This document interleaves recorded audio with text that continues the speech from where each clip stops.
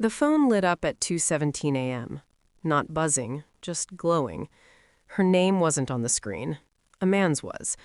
I watched it from the doorway, the light bleeding across the ceiling like a warning I didn't want to read. She was asleep, on her side, breathing evenly, one arm curled around the pillow I used to occupy. The phone stopped glowing. Silence rushed back in, thick and deliberate. I stood there longer than I should have, long enough for my mind to start stitching theories together, long enough to feel the first crack form. Quiet, precise, irreversible. I didn't touch the phone. I didn't wake her. I went to the kitchen instead, poured water, didn't drink it. I already knew something had shifted. You feel it before you understand it, like standing on ice that hasn't broken yet, but will. When I came back, she rolled over and murmured my name. I watched her mouth form it and felt absolutely nothing. The signs had been there. They always are. Late meetings that ran past midnight, new lingerie folded into drawers I never opened, a smile she wore while texting that disappeared the moment she noticed me watching. Her boss's name came up a lot. Casually. Too casually. "He's under a lot of stress," she'd say. "He relies on me." I relied on her. That part stayed unspoken. I told myself I was imagining things, that marriage teaches you to see ghosts where none exist, but doubt is patient.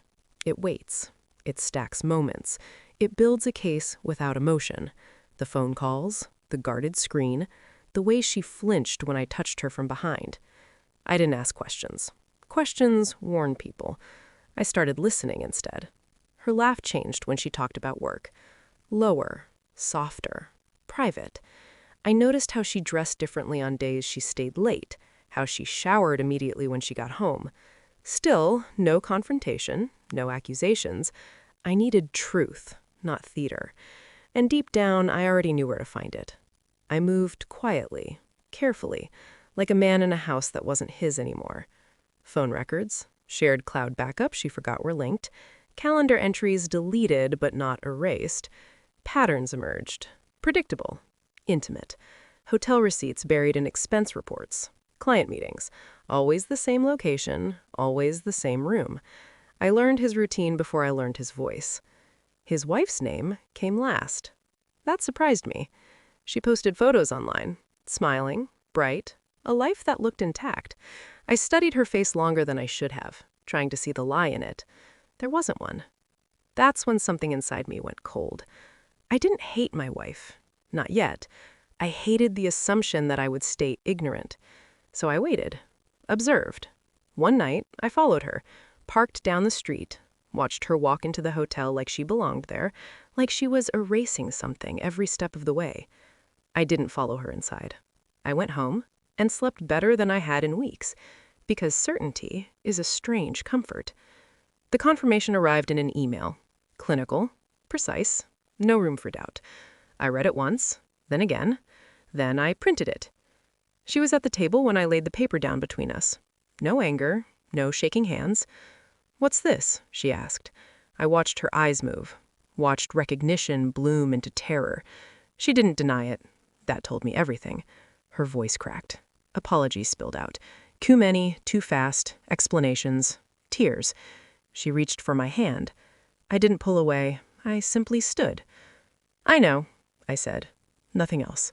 Silence swallowed the room. That night, I packed a bag. Not in anger, in clarity. And I made one last decision before I left. Her boss's wife answered my message. Curious, cautious. We met for coffee. Neutral ground. I told her everything. Slowly, without embellishment. I watched her world fracture the same way mine had. She didn't cry. Neither did I. What followed wasn't planned. It wasn't revenge in the way people imagine it.